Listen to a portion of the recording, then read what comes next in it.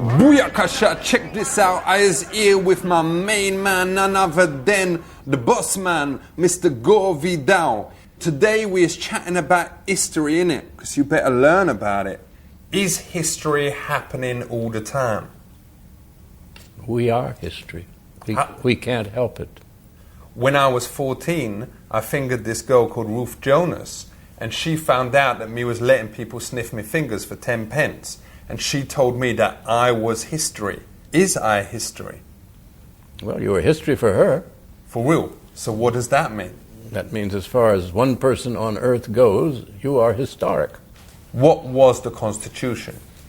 It was a written document outlining how the government of a new country should be governed.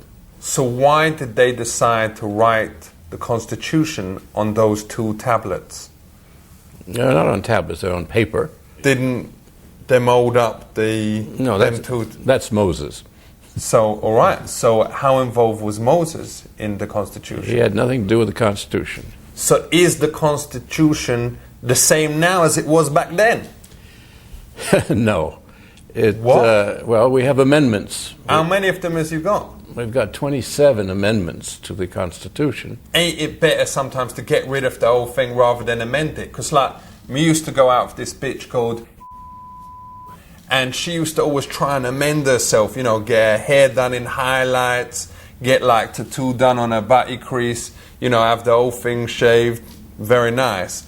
But it didn't make any more difference. She was still a minga. And so, you know, me had enough. And once we got her pregnant... We've said, all right, laters. That is it. Ain't it the same with the Constitution? Well, the Constitution has not yet been pregnant.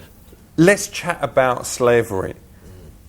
Ain't a lot of movies about slavery basically racialist? Like, whenever them needs to cast a slave, them always choose a brother. Well, there were no white slaves.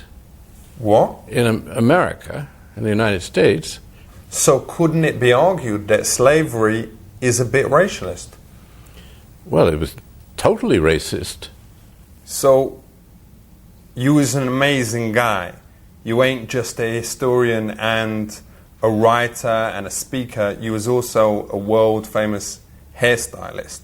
So let's just ask a couple questions about that. That's Vidal Sassoon. That's not me.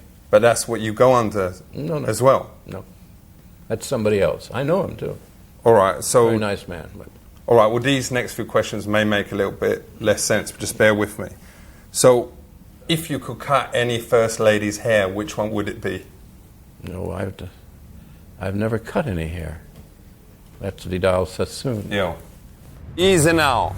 I is now going to Mount Vernon, which don't mean that I was going to meet a bloke called Vernon and take him up the butty. It means I was off to somewhere that's got something to do with history, innit? Bolt!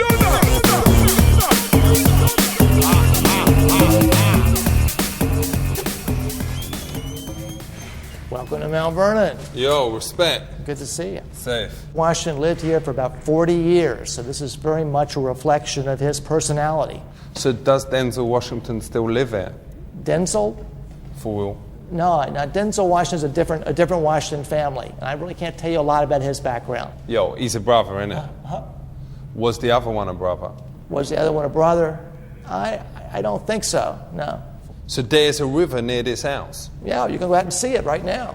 So did him used to do a lot of like jet skiing on the river? I don't think they had jet skis yet. So did him go windsurfing back then? No, we don't have any records of windsurfing either. Is that because wind weren't invented then? They had almost all their big ships would have had sails. So they would have been using the same kind of technology as the windsurfing that uses today. This is George Washington's most private sanctum. It's a study. For real? And that's, you know, who that guy is. Who's that? That guy is the father of the American Navy, John Paul Jones.